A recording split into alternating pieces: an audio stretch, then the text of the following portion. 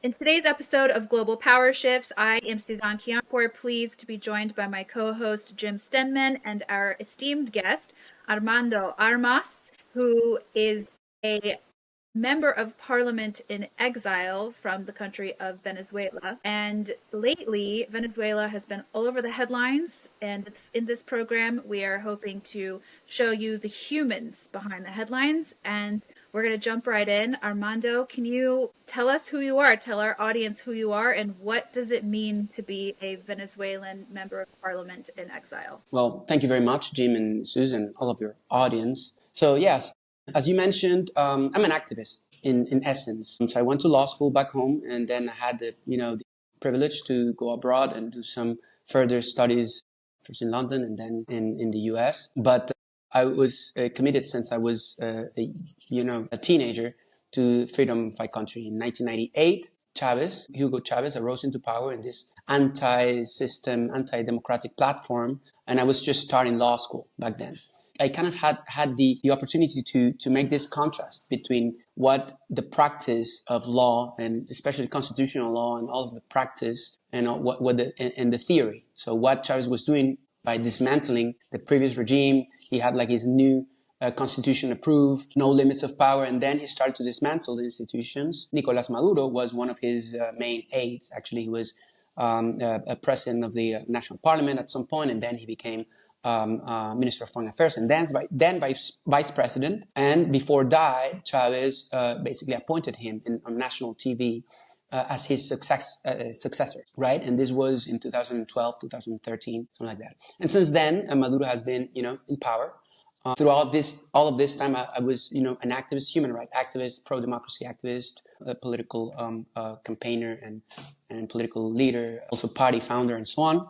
So in 2015, I had the honor to be elected as a member of parliament. Back then, the opposition won by a landslide victory. We had what we called a qualified majority. So we won over, 60 or 70% of the seats of the national parliament. But of course, they didn't recognize, the regime didn't recognize this. So according to our constitution, we had some mechanisms to oust them out of power in a very peaceful way, lawful way. So they rejected that. They controlled the constitutional tribunal, or, the Supreme Court, as you may say. So since then, all of the political tension has been escalating.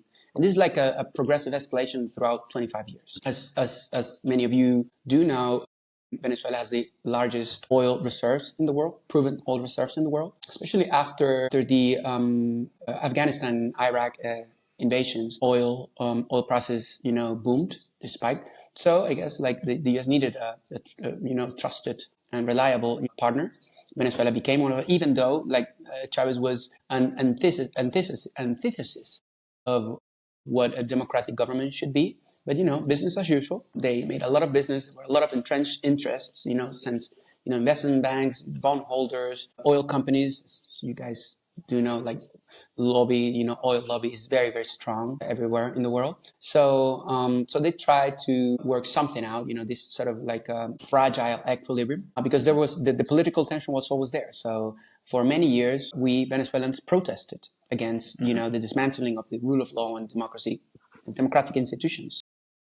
You talked about, just to jump in quickly, so you talked about sitting on some of the world's largest oil reserves. Despite that, life for everyday people in Venezuela is very tough. So just explain to our audience very quickly, what does life look like for your ordinary Venezuelan? The type of person that you wanted to represent in parliament and help presumably improve their lives. Yeah, so basically, just to give you a little bit of context, Venezuela once produced more than 3 million barrels per day. Now, according to the OPEC and the UN reports, and the output has fallen below, 700,000 barrels per day.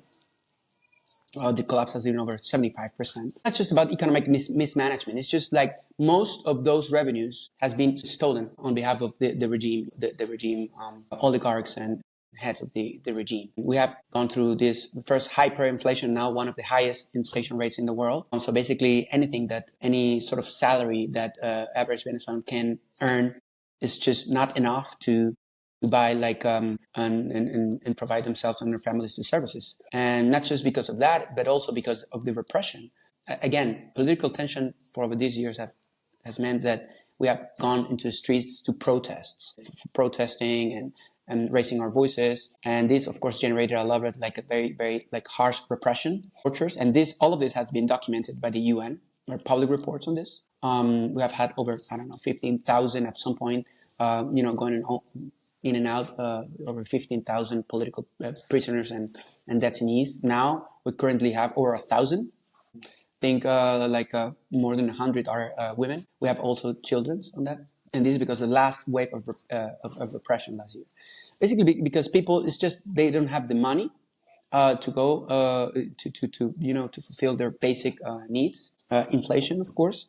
There's no opportunities at all. And this has caused one of the largest refugee crises, one of the largest migration crises in the world. Over a third of our population have left the country. We estimate between 7 and 9 million people have left the country over the past 25 years. This is over a third of a country. Was there a particular moment that moved you to go into politics? Well, my parents were public servants. My mother actually was a Supreme Court in the old regime, I would say, before 1998. She was a Supreme Court justice, and my father was also, but my father died in 1989. So I grew up in this household of, public servants. Also, they were both lawyers. So my mother was a judge. My father was also a corporate lawyer. So I've always had this strong sense of justice and to abide to the rule of law. And again, during my teenage years, the adolescence, I was 17 when I went to college to law school. So our system in law school was we usually have 5 years of law school and that's it. Difference from the United States that you got to go to college and then you have to go to professional schools. We only have 5 years of law school and that's it. So it was the same moment that I started law school. So as I mentioned, Chavez arose into power. So I could see all of the tension and the resentment and all of this. I knew things were not about to go well. So I think that motivated me, and those were both things. So my parents, I would say, trajectory, I would say, but also this feeling of injustice to come. And also it was a big scam because the Chavez platform the platform he ran under with, it was in essence a platform that rose the flags of the banners of social justice and redistribution and so on, and that didn't happen. So a lot of people got filthy rich, billions of dollars. So we have some estimations that they depleted between 600 and 900 $billion. Well, I don't know, billions, trillions. I can figure out now in English, but it's one of the largest amounts in the world history of corruption. This is only matched by grand corruption done in places like China, Russia, maybe Iran. I don't know, but in this country, which is a small, relatively small, 30 million people country in Latin America. So this, of course, generated a lot of distortions within the culture. So it's a lot of injustice, what happened there. Since the very beginning, they had nexuses with, by them I mean the regime, they had nexus with terrorists, groups like Hezbollah and Hamas. I'm sure if you haven't seen them, there was a recent hearing at the Congress by Marshall Billingsley, who actually exposed the long-lasting ties between the Venezuelan regime and terrorist organization. And the Iranian regime. And well, definitely. Hezbollah is a proxy of the Iranian regime. For example, nowadays, Venezuela, this is a practical example. So Venezuela nowadays is the only country in Latin America which is assembling drones, military drones, with the technology that Iran provided to the Venezuelan regime. It's the only one in Latin America. In that case, then, why should the average member of the audience care about what happens in Venezuela? Why does Venezuela matter? Well, it's a hotspot in a way. So it depends where your audience is. I mean, first of all, it's a matter of humanity. There has been a lot of suffering throughout these years. There's a lot of suffering accumulated. So many of us, we haven't left the country because we wanted to. So Venezuelans are country-loving people. We had no choice. Either for political reasons or economic reasons, we had to flee. out of the country. So um, we were And the forced to majority of do that. people who have left is the majority in neighboring countries like Yeah, Colombia. yeah. So there's a great study on this. It was recently published. I'm sorry, they keep updating it. The Council of Foreign Relations, they recently published something about how the Venezuelan diaspora, the Venezuelan migration crisis is distributed all over the world. So most of Venezuelans are in Colombia, which is a neighboring country. The second largest country is, I think it's after Colombia, I think it's Peru, and then Chile, and then Brazil. And this is by hundreds of so in Colombia there's almost 2 million, and then by 700,000 in over I think over 8 or 900,000 in Peru, and then over 700,000 in Chile, over 600,000 in Brazil. There's also hundreds of thousands in Ecuador and also Argentina, and then they go to, it depends, Mexico and then Dominican Republic. There's I think 500,000 in the US, maybe more, and there's almost a 500,000 I think in Spain because of historical ties and so on. So yeah, this is how basically we're distributed. So, and again, this is why it's important, because it's like when you have like part of this population, which they always like, they send remittances and they impact their local economies in those countries, or they are spies in some way used by the regime. So the regime has used migration flows also to send some of their agents to disturb democracies all over the world, as a disturbing agents. I remember that I had like a conversation with a European diplomat in Brussels, and he told me that, well, we had to expel one of your country fellows in our country because he was trying to, as a member of a diplomatic corps, he was trying to steer, not just public opinion, but financing anti-systemic, anti-democratic political parties, giving them, cash, to make their operations. And they're doing this all over the world. They have done this in Spain with Podemos. They have done this in the regime. I mean, they have done this in Italy with a five-star movement. And these are actually judicial cases that are still going on. And they're doing that in coordination with, again, the Iranian government, the Russian government, and so on and so forth. That's why it's important, because this is a regime that wants to export turbulence. They want to export, anti-democratic practices, and they want to, subvert democratic orders. And they are doing this. They're in a coalition with other, let's say, revisionist powers such as, China, Iran. Well, Cuba is not a power; it's a superpower, but is definitely a disturbing element in the Western Hemisphere for many years now. By the way, so yeah, that's why it's important. It's a matter of national security. So first of all, it's a matter of humanity. So if you care about humanity, and second of all, it's a matter of security.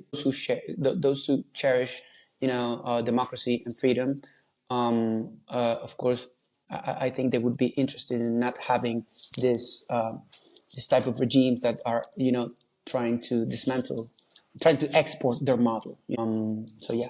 When you say in any way, can you elaborate? Yeah, I mean, particularly speaking with the use of force. We had, like, as, let's say, I don't want to brand it in any way, but as an opposition movement throughout 25 years, we have changed with labeling political parties and coalitions and so on. But there's one thing that we have always been coherent with. We have been coherent with the idea of peaceful, non-violent movement. That's why Maria Corina Machado won Nobel Peace Prize. As Venezuelans, we've always avoided to take our movement as a violent movement, meaning to assemble some sort of an army, some sort of an insurgency, or even like a armed branch. We haven't done that. And we reached to a point that it's inevitable, because you're dealing with a narco-terrorist group, like a criminal gang that has hijacked a whole state, not just the territory, but the political institutions.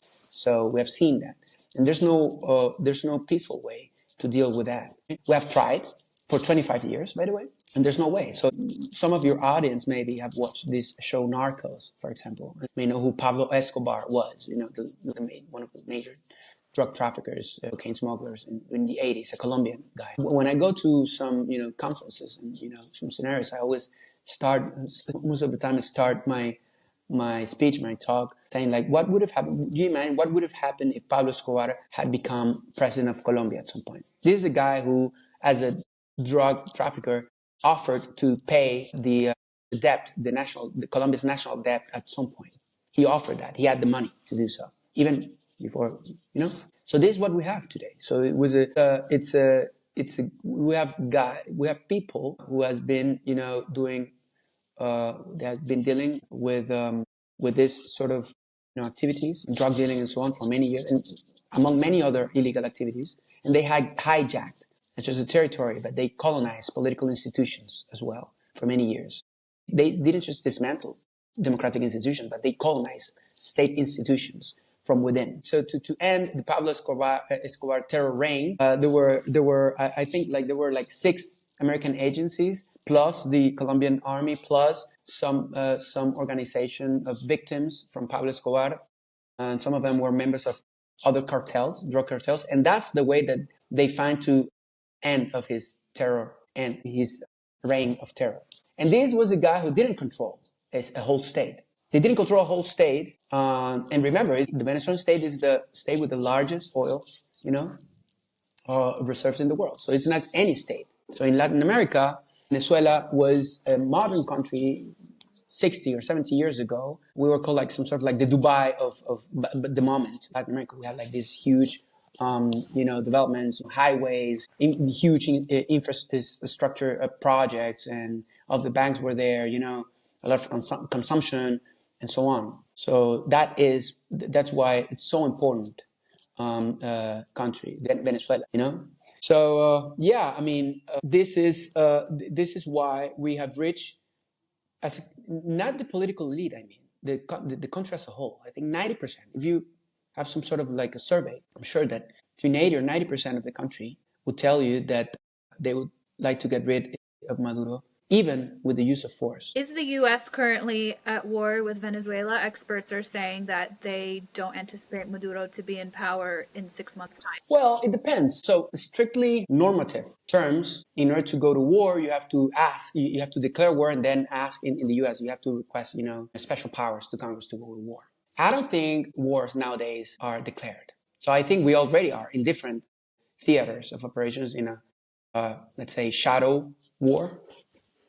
Not declared, they do have economic spillovers. They do have economic, externalities and military externalities, political externalities. They play these type of wars in different realms and different domains, I would say. What we have to be crystal clear about is that the Venezuelan regime, it's an enemy, not just of the U.S., but what the U.S. represents in the world, which is freedom and democracy, institutions, rule of law.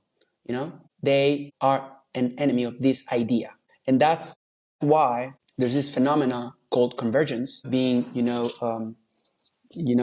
taking place. This is taking place in Venezuela. Convergence meaning not just the convergence of revisionist powers, such as, again, Iran, Russia, China, and others, but also narco-terrorist groups, criminal, transnational criminal gangs, and so on. They all converge for the wrongdoing to let's just colonize state institutions, but also to challenge a world which is, configured under the principles of, let's say, rule of law, democracy, development, and so on and so forth. So they are an enemy of this idea. And what was the turning point for the US? Why are they pushing regime change so hard at the moment? I wouldn't say that it's regime change. I think this is part of some sort of narratives. So the Venezuelan people last year decided what type of regime we wanted. So that's what we held elections, and 70% of the population voted against Maduro. So there's a mandate for change in Venezuela. So they are not a government, and for many years they haven't been recognized as such by the U.S. and other powers. Mm-hmm. It's a criminal cartel that you have to dismantle. This is the only way that end up with people like, again, Pablo Escobar, and let's say other, terrorist groups or drug gangs, drug smuggling gangs, is to dismantle them. So that's what they have to do. They have to dismantle this cartel de los soles, cartel of the sun, which has hijacked and hijack the whole state, the whole country, and colonize their political institutions. So I wouldn't talk about regime change, like strictly speaking, because we Venezuelans, as a sovereign nation, we decided what type of regime we want. This is not Maduro, right? So this is not, in some way, in this, strictly speaking, regime change. I would also say that in more philosophical terms, I would say, or more to be considered, there are regimes that need to be changed. And this is not just part of this conversation. There are bad regimes that need to be changed. And I think if you cannot do it by yourself, you have to call for your friends. And the U.S. has been always a friend of the Venezuelan people. We have like a long-lasting, history of relations, transfer relations with the U.S. Venezuela. We have had like different cases about things that Maduro regime has done abroad. Also being a safe haven for terrorist groups. For example, during this period of time, they issued the Venezuelan regime issued over 10,000 passports for presumably terrorist operatives, like from Hezbollah. We don't know about like others, maybe Hamas, we don't know, but definitely Hezbollah's. Over 10,000 passports. So these guys, and there's a documentary about this in CNN documentary. So the guy who was at the embassy in Iraq, the Venezuelan officer in the embassy in Iraq, came out and he became like a whistleblower exposing the whole scheme. So at the end of the day, you had like some, I don't know, people from the Middle East who now has like a Venezuelan, different name with original passports. And back then we could travel all over the world without visas, and those are the type of things that I think became like the building blocks for the U.S. to got, the U.S. authorities to fed up with it is a national security threat for the U.S. Not to mention also the money laundering schemes and how the Venezuelan cronies, kleptocrats launder their money in Western countries, the U.S. among one of them. So they infiltrated their financial institutions as well with dirty money. To getting to kind of connecting all these dots, can you briefly tell us what's going on in Colombia and with Trump, and is that connected to Venezuela? And then we want to get into your exile story. So we have to bear in mind that Colombia and Venezuela, maybe Ecuador as well, they have a symbiotic relationship, historical and symbiotic relationship. They were founded as one nation called the Gran Colombia, I don't know, 200 years ago, and they split it. But so we share, in some way, we share culture. We share like the same flag. There's like Colombia was the main commercial partner of Venezuela for many years. There's a symbiotic relationship between the cocaine production and one of the critical elements for cocaine production, which is petrol, gasoline. Venezuela produces gasoline, a lot of gasoline. So there's this great article, academic article by Monica Bredier. She's at University of Southampton. So when the gasoline price lowered in Venezuela, cocaine production increased in Colombia, and also violence increased in Colombia in different cocaine areas, right? Because gasoline is a critical component. So this is one of the main elements. So some experts and pundits are saying like, well, it's just a small percentage, maybe 30%, which is a huge percentage, by the way. It's just a small percentage of cocaine being exported and smuggled from Venezuela to Europe and the US and so on. But what they're missing is that the production, the gasoline in Venezuela is almost free. At some point, it was cheaper than water. At some point, gasoline. So when you smuggle gasoline to Colombia to produce cocaine and then get like the final product back, and then because they control the regime, the army, they control the borders to smuggle the gasoline, but also the ports and airports and shipyards to export the final product. So this is a symbiotic relationship. And on top of that, ELN and FARC has declared their support to before Chavez and now the Maduro regime. I wanted to go back to what seemed to be a turning point in your life, which was July 5th, 2017. Can you tell us what happened? Like when I asked that question, what just crossed like your eyes? Yeah, what happened? July the 5th is our Independence Day in Venezuela. So at that point at the parliament, we had like this ceremonial, session, at the parliament. And then we were about to have like another like a debate or passing of a law, whatever. Political tensions were high, and there were protests back then. In 2017, there were a lot of protests between April and July, between April and, yeah, massive protests. I mean, in one of those protests, one of my closest, a good close friend and aide in my home was killed. He was 19 years old back then, and I was very touched at the time. So there was a mix of everything, like patriotic feeling, being, the Independence Day and all of this, protests going on, and the fact that a friend of mine was recently killed. The regime sent some of their, let's say, groups to attack the national parliament, and they got into the national parliament and they attacked the members of parliament. So I went out and tried to defend,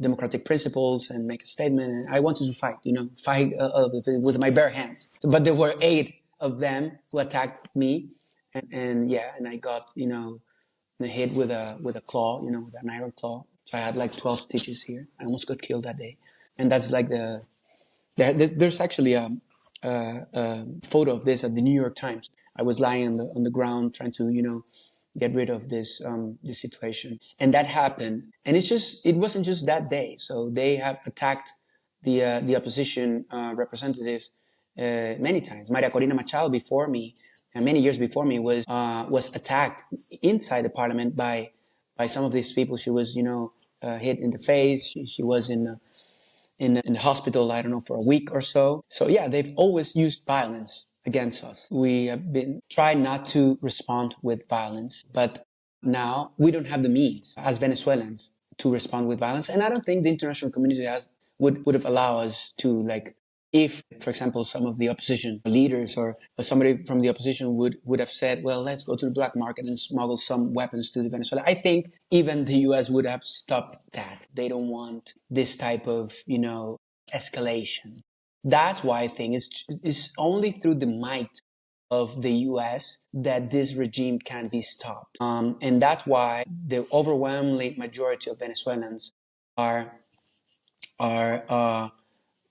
supporting these activities in the South Caribbean Sea. What I'm trying to say here also is that when it's a war against the cartels, Venezuela is the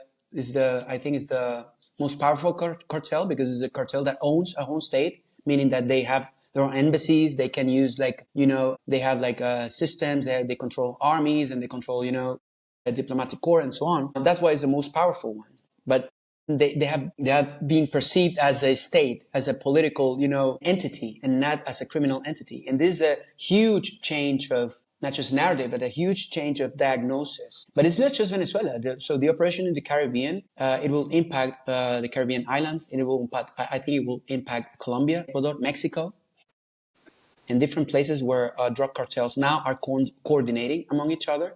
And they have bought or killed political figures, and they have, again, colonized some of the state's institutions. You cannot allow this, especially if you are increasing tensions with global competitors. You have to be sure that your allies and your area of influence, by I'm meaning like the Western Hemisphere, you have to support them to get rule of law principles and democratic institutions right if you want to compete with these other authoritarian powers. And I think that's a good thing to do. So you've been in exile since effectively July 2017, because you left. Oh, no, I stayed there.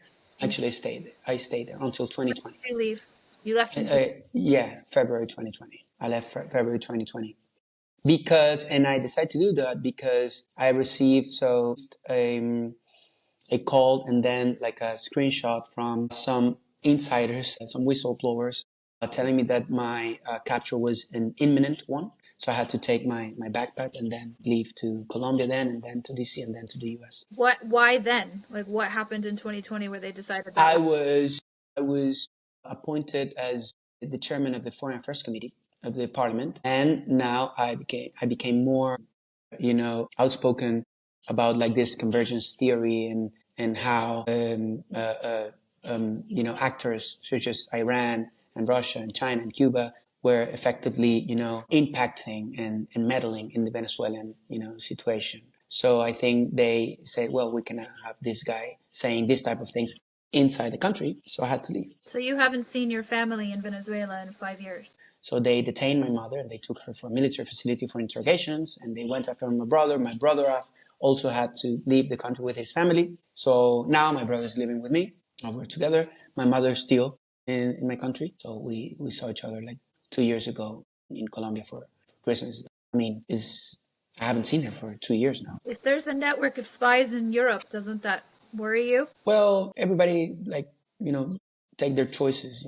There's a network of spies and they're increasing now everywhere. I give you an example. 2 friends of mine got shot in Colombia. 2 activists got shot in Colombia like 10 days ago, like 2 weeks ago. Presumably agents or paid agents, for paid gunmen. And this was in Bogota, Colombia. And there were 2 activists who are dear friends of mine. And of course, yeah, we, in a way, we're afraid, but in other ways, so the love of our country and the love of freedom actually fueled us, not just me, many of us, in our movement to keep doing what we're doing. So I've been persecuted in some countries in Europe. I've experienced that because you could see they take pictures of you or sometimes asking you, or you recognize that they're Venezuelan because of their accent and so on, especially here in Spain. So here in Spain, it's huge in other places. Yeah. And so, but fortunately we have had the opportunity to speak about this with local authorities. So they are well aware about this mechanism. How does your family feel about all of this? Because obviously they're very sympathetic to what you're doing and what you stand for. But it's never easy to see things like this happen to your family members. What's their thought process on this? Your brother having to upend his life, move to Europe, your mom being detained. You must have had some very difficult conversations within your family, and I'm assuming that you probably feel quite a bit of guilt as well for what's happened to your family and even close family friends, as you said. Well, this is part of of course, different difficult conversations that we have had in the past. But when I decided to run for office, I talked to my brother and my mother, especially, particularly to my brother and my mother, telling them the implications that this decision will mean. So they understood about this, and they understand the context of the country, and they are very committed to change as well, to So political was it change worth it in for them? Venezuela. Was it worth it for them? How do they feel? Well, of course, it has been hard. I mean, I cannot speak on their behalf.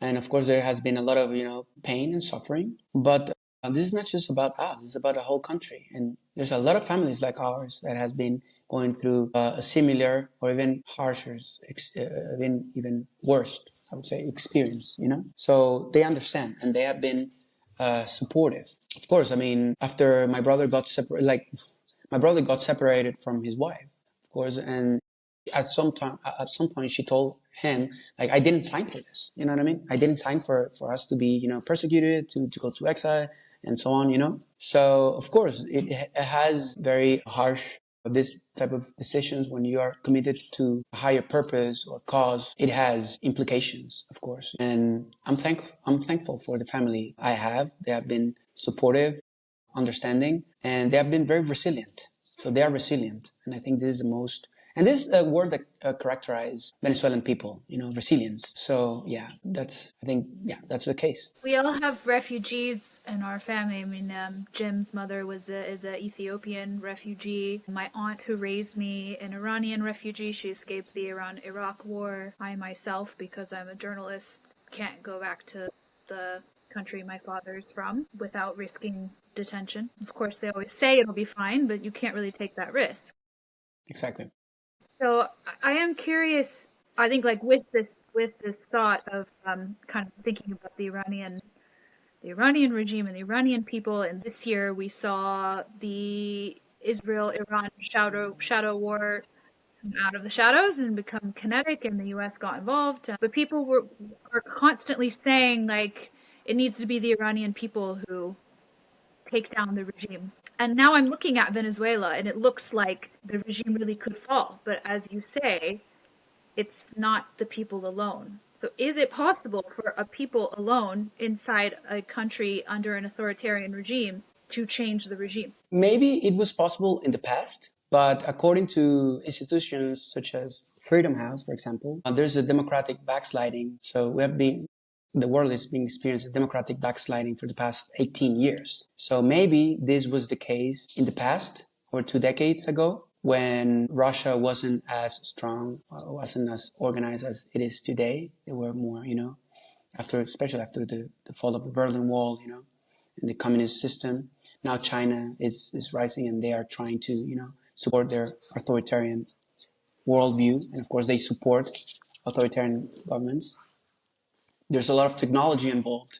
It's a lot of, not just Pegasus, but also like surveillance technology to support authoritarian regimes. So they have been able to get stronger using new, technology. Not just internet, not just social media, not just disinformation through social media, but also surveillance technology and also laundering money through, for example, cryptocurrencies and this sort of steps. So I don't think there's a way that you can just oust a regime without any sort of coordination with democratic powers. Well, Armando, experts are saying that 6 months from now we'll be seeing a very different Venezuela. So I guess next interview in person in Caracas. Well, let's see. Hopefully, I don't know if I could go back as soon as I wanted to, because I think I don't know what sort of a specialist they say. Different doesn't mean better, and we have to acknowledge this. There's a history about, and this is not me talking as a politician, but more of an analyst. I would say it is very important, the coordination to the post-conflict era. I mean, we do have the talent, and we have the coordination, and we have the right leadership to do so. But there's nothing determined. There's a lot of different variables that you can have to take into account. So I think we have like two scenarios right now. So the first scenario is like when the U.S. attack, and I think they will attack the cartel inside the country. And under this scenario is that once the attack begins, the Venezuelan military will turn against Maduro and several top figures of the Cartel of the Suns. They will, imprison them. And then they can negotiate directly with the United States some sort of transition, taking into account, of course, Edmundo Gonzalez and the leadership of Maria Corina Machado. But maybe there's a second possibility. I think there's a second scenario where the strikes won't immediately bring down the regime. And this happened in Iran, as you know. And instead, the lack of coordination within the armed forces could lead to open conflict among them, between different factions of the army inside the Venezuelan military itself. And if this sort of scenario escalates, and this type of conflict escalates into a humanitarian crisis even larger that we have right now, worse that we already have, it would likely force the U.S. and the armed forces to intervene directly in the ground, with boots in the ground, because they would have to stop these sort of scenarios. But we're hopeful. Venezuelan people, there's a lot of hope. We have like a unified leadership. We have the reconstruction and rebuilding plans. We have the talent, and we have the love of our country to pursue what I'm sure is going to be called like the miracle of the Venezuelan recovery. It's going to the country that we're envisioning. It's an amazing, developing, and full of talent and open to the world. But first, we will need a lot of help to stabilize the country. Yeah. Armando, muchas gracias. Di, thank you very much. Thank you very so much. Really appreciate it, Armando.